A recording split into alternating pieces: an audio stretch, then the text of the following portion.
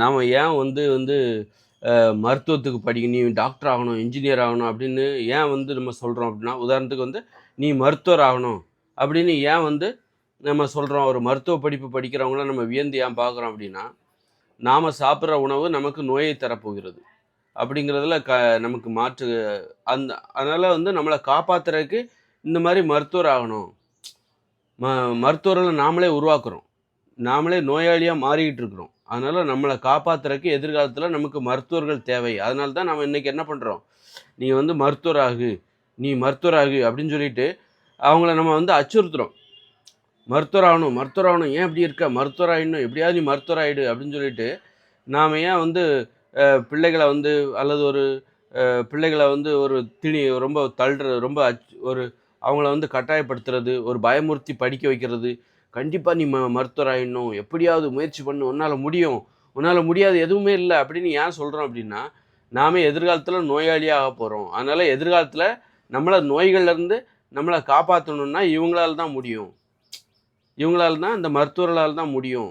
அப்படின்னு நினைச்சு தான் நம்ம என்ன பண்றோம், இந்த மாரி மருத்துவர்களை நாம் உருவாக்கி கொண்டிருக்கிறோம். இப்ப நாம வந்து எனக்கு ஆரோக்கியமா வாழ்றதுக்கு எனக்கு வழி தெரியும்னு வச்சுக்கோங்களேன். ஆரோக்கியமா வாழ்றதுக்கு உணவு கட்டுப்பாடு, எளிமையான வாழ்க்கை வாழணும், நல்லா தூங்கணும், ஒரு நேர்மையா இருக்கணும், ஒழுக்கமா இருக்கணும், உணவுகள்ல ஒழுக்கமா இருக்கணும், உறவுகள்ல நம்பிக்கையா இருக்கணும். இப்படி ஆரோக்கியமா வாழ்வதற்கான வழிமுறை எனக்கு தெரிந்து விட்டால், நான் மருத்துவர் எனக்கு தேவையில்ல அப்படிங்கிற மாரி ஆயிடும். அப்புறம் இன்னொன்னு வந்து இந்த இயந்திர அறிவியல் உலகம் நாம வந்து வாகனங்கள்ல போறோம். வாகனங்கள்ல போகணுங்கிற ஆசை வருது. அப்போ கண்டிப்பா விபத்துல மாட்டிக்கிறதுக்கு வாய்ப்பு இருக்கு. அப்ப விபத்துல மாட்டிக்கிட்டா, அப்ப நம்மள காப்பாத்துறதுக்கு நம்ம என்ன பண்ணணும்னா, இப்பவே நம்ம என்ன பண்றோம்? மருத்துவர்கள உருவாக்குறோம். மருத்துவர்கள உருவாக்கிட்டா, விபத்து ஒரு தைரியமா போலாம்.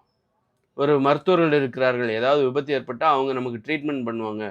அ அந்த தைரியமா நாங்க பயணிப்பதற்கு நம்ம மருத்துவர்கள உருவாக்கிக்கிட்டு இருக்கிறோம்.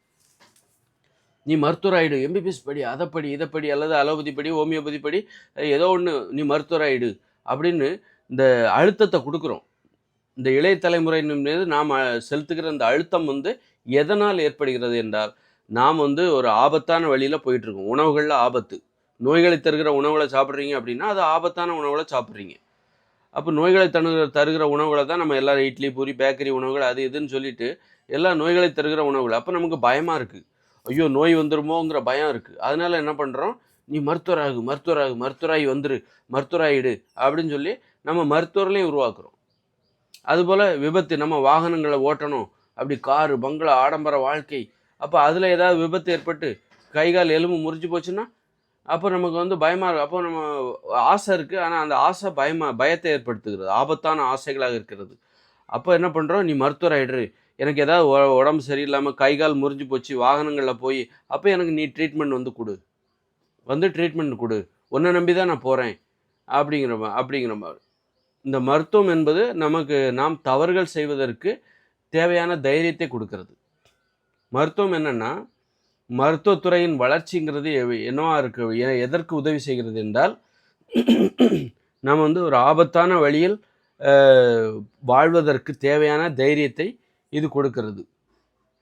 அப்ப இந்த ஆபத்தான வழியே நமக்கு தேவையில்ல. நம்ம உணவுகள்ல கட்டுப்பாடா இருக்கு. நோய்களை தருகிற உணவுகள் எதுன்னு கண்டுபிடிச்சு, அத சாப்பிடாம இருக்கிறோம்னு வச்சுக்கோங்க. அப்போ உணவுகள் நமக்கு வந்து ஆபத்தானதாக இல்லாமல் போய்விட்டால், நமக்கு மருத்துவம் என்பது தேவையில்லை. மருந்துகளும் தேவையில்லை, மருத்துவமும் தேவையில்ல. ஏன்னா உணவு எனக்கு நோய்கள் வர்றதுக்கு வாய்ப்பே இல்லங்க. எனக்கு வந்து உணவுல எது நோயை தரும்ங்கிறத கண்டுபிடிச்சுட்டேன். இப்ப அரிசி, கேழ்வரகு, கோதுமை, மாமிசம், மீனு, முட்டை, தயிர், மோர், பால், வெண்ணெய், நெய், தேன். இதுதான் நோய்களுக்கு காரணமான உணவு. இத சாப்பிடலனாலே உனக்கு நோய்ங்கிற ஆபத்து போயிடுச்சு. நெறைய ஆபத்து போயிடுச்சு.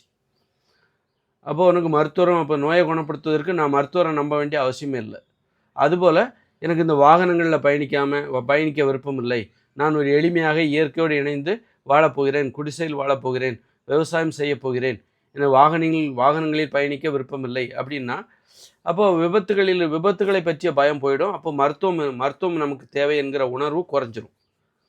ஒருத்தர் எம்பிபிஎஸ் ஆகணும், மருத்துவர் ஆகணும், நீட் தேர்வுல பாஸ் பண்ணணும். ஐயோ! நீட்ல இந்த மாரி பண்றாங்களே! அப்படின்னு நீங்க ரொம்ப கவலைப்படுறது எல்லாமே, நாம ஒரு தவறு நமக்கு தேவையான தைரியத்த இந்த மருத்துவம் தருகிறது. நம்ம ஒரு ஆபத்தான வழியில் பயணிப்பதற்கு தேவையான தைரியத்தை மருத்துவம் தருகிறது. அதனால அந்த மருத்துவத்த நம்ம வந்து மருத்துவத்தின் மீது நமக்கு கவனம். அத அங்க பார்த்துக்கிட்டு தான் நம்ம இங்க ஆபத்தான வழியில போறோம். மருத்துவத்தை மனசில் வச்சுக்கிட்டு தான் நம்ம ஆபத்தான வழியில் போகிறோம். ஏதாவது விபத்து ஏற்பட்டு கை கால் எலும்பு முறிஞ்சு போச்சுன்னா கூட இவங்க ஒட்ட வச்சு சரி பண்ணிடுவாங்க. அதனால் மருத்துவம் வளரணும், மருத்துவம் வளரணும். அப்போ தான் நம்ம ஆடம்பரமாக வாழ முடியும், வாகனங்களில் போக முடியும், தைரியமாக போக முடியும், தைரியமாக எல்லா உணவுகளையும் சாப்பிடலாம், என்ன வேணாலும் சாப்பிடலாம். அப்போ அந்த தைரியத்துக்கு என்ன மருத்துவம் தான் நமக்கு நம்பிக்கை. தைரியம் தரும். நோய் வந்தால் இந்த மருத்துவம் பார்த்துக்கொள்ளும், விபத்து ஏற்பட்டால் மருத்துவம் பார்த்துக்கொள்ளும். எல்லா விதமான ஒரு தைரியத்தையும் இந்த மருத்துவம் நமக்கு கொடுக்கிறது. ஒரு எல்லா விதமான ஆபத்தான வழிகளில் பயணிப்பதற்கும் அதற்கு தேவையான தைரியத்தை இந்த மருத்துவம் நமக்கு தருகிறது. அதனால தான் நம்ம என்ன பண்ணுறோம், நீ மருத்துவம் படி, என் பிள்ளை டாக்டர் ஆகணும், அது மாதிரி நீ மருத்துவர்கள் உருவாகணும், மருத்துவ படிக்கணும் அப்படின்னு சொல்லி மருத்துவர்கள் அந்த மருத்துவம் சார்ந்து படிக்க வேண்டும் ஒரு இளைய தலைமுறையை உருவாக்குவதற்கு நாம் அவர்களுக்கு கொடுக்கிற அழுத்தம் என்பது, நாம் தவறு செய்கிறோம், நமது தவறுகளிலிருந்து இவர்கள் நம்மை பாதுகாப்பார்கள், நாம் ஆபத்தான வழியில் போகிறோம், அதில் ஏற்படுற விபத்துகள்லேருந்து நோய்கள்லேருந்து விபத்துகள்லேருந்து இவர்கள் நம்மை பாதுகாக்க வேண்டும் என்று இவர்களையும் நாம் உருவாக்குகிறோம். நீ பாதுகாப்பான வாழ்க்கைக்குள்ளே போயிட்டாலே உனக்கு மருத்துவத்தின் மீதான நம்பிக்கையே உனக்கு வந்து குறைஞ்சிரும். மருத்துவம் என்பது உனக்கு கொஞ்சம் தான் தேவை. இந்த மாதிரி பிரம்மாண்டமாக 5 வருஷம் கஷ்டப்பட்டு அந்த மாதிரிலாம் தேவையில்லை. எல்லாரும் அவரவர்களே மருத்துவர் ஆகிடலாம். நீ பாதுகாப்பாக வாழும்போது நீயே உனக்கு தேவையான பிரச்சனைகளை நீ சரி செய்து கொள்ளலாம். நீ ரொம்ப பெரிய பிரச்சனையில் கால் வைக்கும்போது தான் அதில் ஏற்படுற பிரச்சனைகளை உன்னால் சரி செய்ய முடியாது. அந்த பிரச்சனைகளை சரி செய்வதிலே நிபுணர்களை தேடி செல்ல வேண்டும். அதுதான் மருத்துவர்கள்லாம். அதனால் இன்றைக்கி நம்ம பிள்ளைகள் வந்து நீ இன்ஜினியராகு, அதாகு, இதாகு, மருத்துவராகு, நீ வழக்கறிஞராகு, ஏன் அந்த மாதிரி இளைய தலைமுறையினர் மீது நாம் கொடுக்குற அழுத்தம் என்பது எதுக்காக வழக்கறிஞர் நாளைக்கு ஏதாவது இப்போ குற்றத்தில் மாட்டிக்கிட்டேன்னா நீ என்ன காப்பாற்றலாம். இன்றைக்கி நீதி நேர்மைன்னு கிடையாது. நிரபராதி கூட தப்பே பண்ணாதவங்க கூட ஒரு குற்றத்தில் அவங்கள கோத்து விட்டு நிரபராதி கூட இன்றைக்கி தண்டனை அனுபவிக்கிற வாய்ப்பு இருக்குது. அதனால் எல்லாருக்குமே பயம் இருக்குது. நான் தப்பு பண்ணலன்னா எனக்கு பயம் இல்லையா குற்றங்கள்லேருந்து, நான் தப்பு பண்ணலன்னு நீ நல்லவனாக இருந்தால் கூட ஒன்றை மாட்டி விட்ருவாங்க. அந்த அளவுக்கு மனிதர்கள் மோசமானவர்களாக மாறிவிட்டார்கள். அப்போது அந்த வழக்கறிஞர் என்பது நம்ம தேவை. வழக்கறிஞர்களை உருவாக்குறோம். நம்ம இந்த மாதிரி மாட்டிக்கிட்டால் நம்மளை பாதுகாக்கிற வழக்கறிஞர்களை நாம் உருவாக்கிறோம். நம் நோய்கள் இதுபோல் விபத்துகளில் மாட்டிக்கிட்டால் நம்மை பாதுகாக்கிற டாக்டர்களை உருவாக்குறோம். நம்ம ஆபத்தான வழியில் போகும்போது தான் நமக்கு இந்த மாதிரியான ஆட்கள்லாம் நமக்கு தேவைப்படுகிறார். இளைய தலைமுறையினர் மீது நாம் கொடுக்கிற அழுத்தம் என்பது அதுவாகத்தான் இருக்கிறது. அதனால் நம்ம வாழ்க்கைங்கிறது பாதுகாப்பாக மாறும்போது நமக்கு இந்த மாதிரி யாருமே தேவையில்லை. நான் ஒரு குடிசையில் வாழ போகிறேன் அப்படின்னா எனக்கு ஒரு கட்டிட பொறியாளர் தேவையில்லை. நான் உணவில் கட்டுப்பாடோடு இருக்கேன் அப்படின்னா எனக்கு ஒரு மருத்துவர் தேவையில்லை. உணவில் கட்டுப்பாட்டோடு இருக்கேன் அப்படின்னா எனக்கு ஒரு மருத்துவர் தேவையில்லை. நான் எளிமையாக ஒரு குடிசையில் வாழ போகிறேன் அப்படின்னா எனக்கு வாகனங்கள் தேவையில்லை. வாகனங்களை உருவாக்குவதற்காக நான் யாருக்கும் அழுத்தம் கொடுக்க வேண்டிய அவசியம் இல்லை. நான் உணவில் கட்டுப்பாடோடு இருக்கேன்னா எனக்கு மருத்துவர் தேவையில்லை. அப்படின்னா நான் மருத்துவராக ஆக வேண்டும் என்று இளைய தலைமுறையினருக்கு நான் யாருக்கும் அழுத்தம் கொடுக்க மாட்டேன். நான் குடிசையில் தான் வாழ போகிறேன் அப்படின்னா எனக்கு மொபைல் ஃபோன் தேவையில்லை, மின்சாரம் தேவையில்லை. அப்போ அது சார்ந்து யாரையும் நீ படிக்கணும் அப்படின்னு நான் அவங்களுக்கு அழுத்தம் கொடுக்க மாட்டேன். இந்த மாதிரி அப்போ நம்ம வாழ்க்கையை நம்ம பாதுகாப்பாக மென்மையாக எளிமையாக மாற்றும்போது இளைய தலைமுறையினருக்கு நம்ம ஒரு அழுத்தத்தை கொடுக்குறோம்ல, அந்த அழுத்தம் இல்லாமல் போய்விடும்.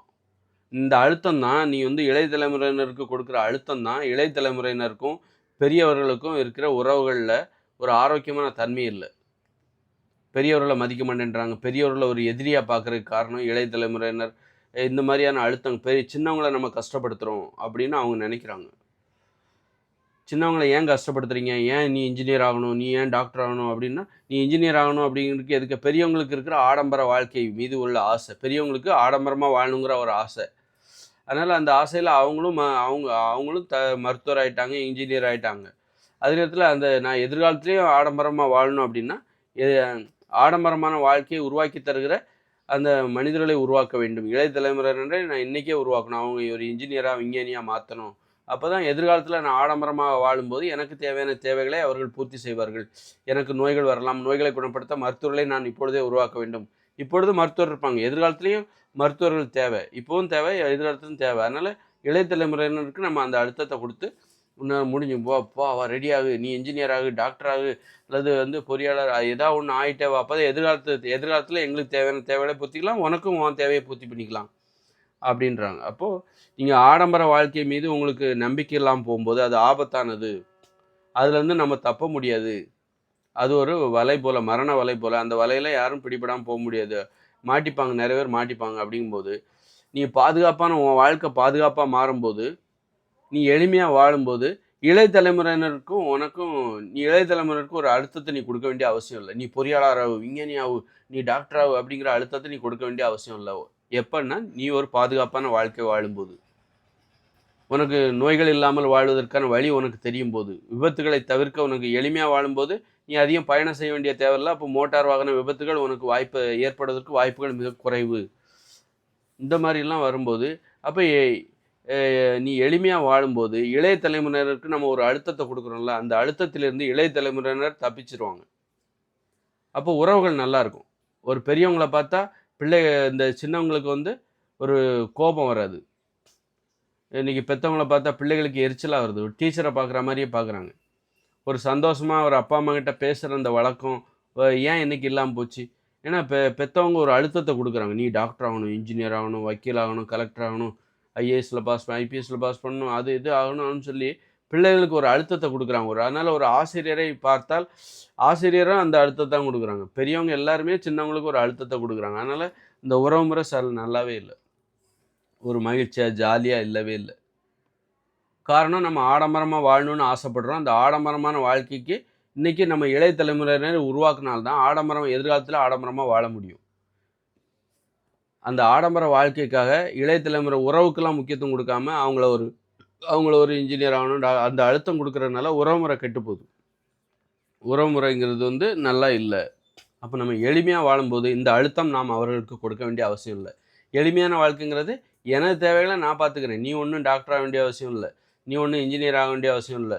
எனக்கு தேவையான குடிச்சு நான் கட்டிப்பேன், எனக்கு தேவையான ஆரோக்கியத்தை நானே பார்த்துக்குவேன், எனது தேவைகளை நானே பூர்த்தி செய்து கொள்வேன். இதுதான் வந்து எளிய வாழ்க்கை. அப்போ பாருங்கள், அப்போ இளைய தலைமுறையினருக்கு நம்ம எந்தவித அழுத்தத்தையும் நம்ம கொடுக்க போகிறது கிடையாது. நீ இன்ஜினியர் ஆகணும், டாக்டர் ஆகணும் அப்படின்னு சொல்லி எந்த அழுத்தத்தையும் எளிமையாக வாழும்போது நம்ம கொடுக்க மாட்டோம். அப்போ என்ன ஆகுதுன்னா இளைய தலைமுறையினருக்கும் பெரியவர்களுக்கும் இடையில் ஒரு நல்ல உறவு ஏற்படும். பெற்றவங்கள பார்த்தா பிள்ளைகள் பயப்பட மாட்டாங்க, பெரியவங்கள பார்த்தா சின்னவங்க பயப்பட மாட்டாங்க. இன்றைக்கி பாருங்கள், எல்லாம் தனிமை ஆகிட்டாங்க. பெரிய ஒரு தாத்தாங்கிறவர் இன்றைக்கி ஏன் அனாதை இல்லத்தில் விடுறாங்க? ஏன்னா அவரை தேடி போக மாட்டேன்றாங்க. பேர பிள்ளைகள்லாம் போக மாட்டேன்றாங்க. பேர பிள்ளைகள் அப்பாவை தேடி பிள்ளைகள் போகிறதில்ல. பசங்க வளர்ந்துட்டா அப்பாவை கொண்டு முதியோர் இல்லத்தில் சேர்த்துடுறாங்க. இதனால் நீ இந்த மாதிரி அழுத்தம் கொடுக்குறதுனால, இந்த மாதிரி டார்ச்சர் பண்ணுறதுனால இளைய தலைமுறையினருக்கு டார்ச்சர் கொடுக்குற ஒரு மாதிரியான மனோபாவத்தில் பெரியவங்க இருக்கிறனால பெரியவங்க மேலே இருக்கிற அந்த வெறுப்பு தான் இந்த மாதிரி பிரச்சனைகளுக்கு காரணமாக இருக்குது. எல்லாருமே வந்து முதியோர் இல்லத்தில் சேர்க்கலை, அவ்வளோதான். மற்றபடி வெறுப்போடு தான் இருக்காங்க. வெறுப்புக்கு என்ன காரணம்? இளைய தலைமுறையினருக்கு நீங்கள் கொடுக்குற அழுத்தம் தான் காரணம். அந்த அழுத்தத்துக்கு என்ன காரணம்? ஆடம்பர மோகம்தான் காரணம். ஆடம்பர வாழ்க்கை என்பது இந்த உறவு முறையை இல்லாமல் செய்து உறவுமுறை வெறுப்பிற்குரிய ஒன்றாக மாற்றி விடுகிறது. அதனால் வந்து எளிமையாக வாழும்போது உறவுமுறை அற்புதமாக இருக்கும். சின்னவங்களுக்கும் பெரியவங்களுக்கும் இடையில் ஒரு இணைப்பு ஏற்படும், மரியாதை ஏற்படும். எப்பவும் பெரியவங்களும் சின்னவங்களும் பக்கத்தில் இருக்கணும் அப்படிங்க. இன்றைக்கி விலகி ஓடுறாங்க, தனிமையை விரும்புகிறாங்க. அப்பா அம்மா பார்க்கக்கூடாது, அப்பா அம்மா நம்மளை பார்த்துடக்கூடாது, மறைஞ்சிக்கணும், ஒளிஞ்சு மனுஷங்களை பார்த்தாலே ஒளியிறாங்க மனுஷங்க. ஏன்னா ஏதாவது ஒரு அழுத்தத்தை போடுவாங்க. வீட்டில் இருந்தால் பெற்றவங்க வந்து பிள்ளைங்கள் மேலே படிங்கிற ஒரு அழுத்தம். அப்புறம் பார்த்திங்கன்னா வேலைக்கு போனால் அங்கே முதலாளிங்கிற பேரில் ஒருத்தர் அதில் மேலதிகாரிங்க பேர் அவர் ஒரு அழுத்தம். அந்த வேலையை செய், இந்த வேலையை செய். இப்படியும் மனிதர்களை பார்க்குறக்கே மனிதர்களுக்கு பிடிக்கல. ஒளிஞ்சு விளையாடுறாங்க, ஒளிஞ்சு ஓடுறாங்க. மனுஷங்களே பார்க்கக்கூடாது அப்படின்னு சொல்லிட்டு. அந்தளவுக்கு காரணம் இந்த ஆடம்பர மோகம்தான் காரணம். ஆடம்பர வாழ்க்கைக்காக தான் இந்த அழுத்தங்கள் கொடுக்கப்படுகிறது.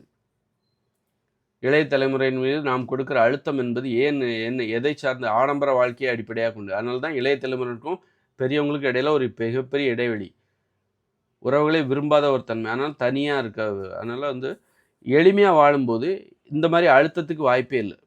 உன் தேவையை நீ பார்த்துக்கப்பா, உனக்கு தேவையான உணவை நீ உற்பத்தி பண்ணிக்கோ.